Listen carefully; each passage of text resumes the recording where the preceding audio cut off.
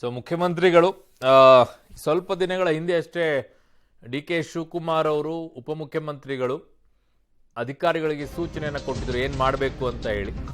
ಈಗ ಮುಖ್ಯಮಂತ್ರಿಗಳ ಸಭೆಯನ್ನೇ ಮಾಡಿದ್ದಾರೆ. ನೀರಿನ ಬವಣೆ ನೀಗಿಸೋಕೆ ಸರ್ಕಾರ ಕ್ರಮವನ್ನು ತೆಗೆದುಕೊಳ್ತಾ ಇದೆ.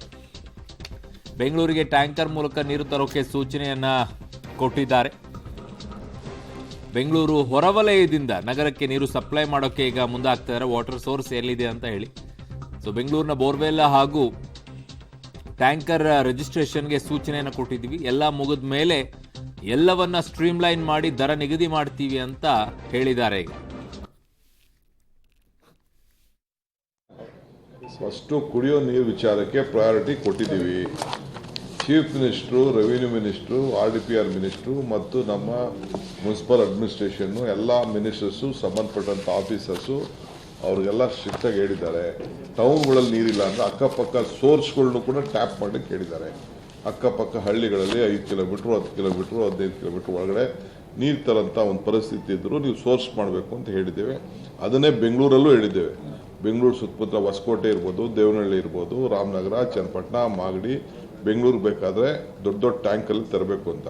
ಸೊ ಅದಕ್ಕೆ ಇಲ್ಲಿ ಕೆಲವರು 600 ರೂಪಾಯಿಗೂ ನೀರು ಕೊಡ್ತಾ ಇದ್ದಾರೆ, 3,000 4,000 ಕಲೆಕ್ಟ್ ಮಾಡ್ತಾರೆ. ಅದಕ್ಕೆ ಒಂದ್ಸತಿ ಎಲ್ಲ ನಮ್ಮ ರಿಜಿಸ್ಟ್ರೇಷನ್ ಆದಮೇಲೆ ಅವರ ಇವನು ಕರಿತೀವಿ, ಕಿಲೋಮೀಟ್ರ್ ಎಲ್ಲಿಂದ ನೀರು ಬತ್ತು, ಏನು ಎತ್ತ ಅಂತೇಳಿ ಒಂದು ಸ್ಟ್ರೀಮ್ಲೈನ್ ಮಾಡೋಂಥ ಒಂದು ವ್ಯವಸ್ಥೆನ ಮಾಡ್ತೀವಿ. ಈಗ ಇದು ಇನ್ನೊಂದಕ್ಕೆ ನಾಂದಿ ಹಾಡುತ್ತೆ. ಯಾವುದಕ್ಕೆ? ಗಲಾಟೆಗಳಿಗೆ.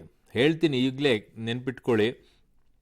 ನೀವು ಬೇರೆ ಹಳ್ಳಿಗಳಿಂದ ನೀರು ತರ್ತೀವಿ ಅಂತ ಹೊರಟುಬಿಟ್ರೆ ಆ ಹಳ್ಳಿಯವರು ಬಿಡೋದಿಲ್ಲ. ಯಾಕೆ? ಬೇಸಿಗೆ ಬರ್ತಾ ಇದೆ, ನಮ್ಮ ಹಳ್ಳಿಗಳಿಗೇನೆ ಕುಡಿಯೋ ನೀರಿನ ವ್ಯವಸ್ಥೆ ಇಲ್ಲ, ನಾವೆಲ್ಲಿ ಹೋಗಬೇಕು? ಇದನ್ನೇ ಕೇಳ್ತಾರೆ. ಬರೆದಿಟ್ಕೊಳ್ಳಿ ಇದನ್ನು ಬೇಕಿದ್ರೆ. ಹಿಂಗೆ ಕೇಳ್ತಾರೆ. ಸುತ್ತಮುತ್ತಲಿರುವಂಥ ಹಳ್ಳಿಗಳಿಂದ ನಾವು ನೀರು ತಂದುಬಿಡ್ತೀವಿ ಅಂತ ಹೇಳಿದಷ್ಟು ಸುಲಭ ಇಲ್ಲ. ಬಟ್ ಪ್ರಯತ್ನ ಮಾಡೋದ್ರಲ್ಲಿ ತಪ್ಪೇನೂ ಇಲ್ಲ.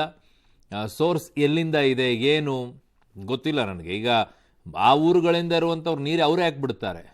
ನೀವೆಲ್ಲ ಇಲ್ಲಿ ತೊಗೊಂಡು ಬಂದುಬಿಟ್ರೆ ನಮಗೆ ನೀರಿಲ್ಲ ಅಂದರೆ ನಾವೇನು ಮಾಡೋಣ, ನಮಗೆ ಇಲ್ಲಿಂದ ತರ್ತೀರಾ ಅಂತ ಅವ್ರು ಕೇಳ್ತಾರೆ. ಕಷ್ಟ ಆಗುತ್ತೆ ಇದು. ಗೊತ್ತಿಲ್ಲ. ಆ ಪ್ರಯತ್ನಕ್ಕಂತೂ ಒಂದು ಸರ್ಕಾರ ಮುಂದಾಗ್ತಾ ಇದೆ. ಮಾಡಿ ಈಗ ಹೆಂಗಾದರೂ ಮಾಡಿ ನಿಭಾಯಿಸ್ಕೊಳ್ಳೇಬೇಕು ಅದನ್ನು. ಸೊ ಯಾವ ರೀತಿಯಾಗಿ ಅದನ್ನು ನಿಭಾಯಿಸ್ಕೊಳ್ತಾರೆ, ಹೇಗೆ ನಿಭಾಯಿಸ್ಕೊಳ್ತಾರೆ ಅನ್ನೋದನ್ನು ಹೋಗ್ತಾ ಗೊತ್ತಾಗುತ್ತೆ. ಕಾರಣ ಬೇಸಿಗೆ ಆರಂಭ ಮುಗಿತಿವಾಗ ಇನ್ನೇನು ಬೇಸಿಗೆ ಶುರುನೇ ಆಗೋಯ್ತು.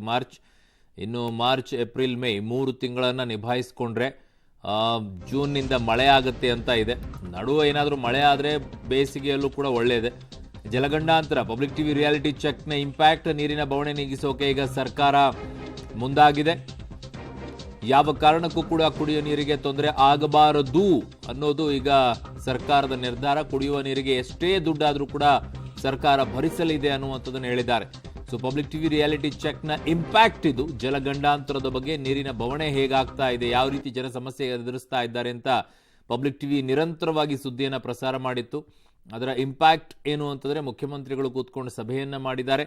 ಇದನ್ನು ನೀರಿನ ಬವಣೆಯನ್ನು ನೀಗಿಸೋಕೆ ಈಗ ಯೋಚನೆಗಳನ್ನು ಮಾಡಿದ್ದಾರೆ. ಬೇರೆ ಬೇರೆ ಕಡೆಯಿಂದ ನೀರು ತಂದು ಇಲ್ಲಿರುವಂಥ ಜನರಿಗೆ ನೀರನ್ನು ಕೊಡುವಂಥ ಯೋಚನೆ ಮಾಡ್ತಾ ಇದ್ದಾರೆ. ಬಟ್ ಆಯಾ ಹಳ್ಳಿಗಳು ಹೇಗೆ ನೀರನ್ನು ತೆಗೆದುಕೊಂಡು ಹೋಗಕ್ಕೆ ಬಿಡ್ತಾವೆ ಅಂತ ಗೊತ್ತಿಲ್ಲ. ಒಂದು ಬಿಂದಿಗೆ ಇದನ್ನಾದರೆ ಓಕೆ, ನೀವು ದೊಡ್ಡ ದೊಡ್ಡ ಟ್ಯಾಂಕರ್ಗಳನ್ನು ತುಂಬಿಸ್ಕೊಂಡು ಬರೋದಾದರೆ ಅವ್ರು ಹೆಂಗೆ ಅದನ್ನು ಬಿಟ್ಕೊಡ್ತಾರೆ ಅಂತ ಡೋಂಟ್ ನೋ. ಈಗ ಇದನ್ನು ನಿಭಾಯಿಸೋದ್ರಲ್ಲಿ ಬಹಳ ಸವಾಲಂತೂ ಇದೆ ಅಧಿಕಾರಿಗಳಿಗೆ.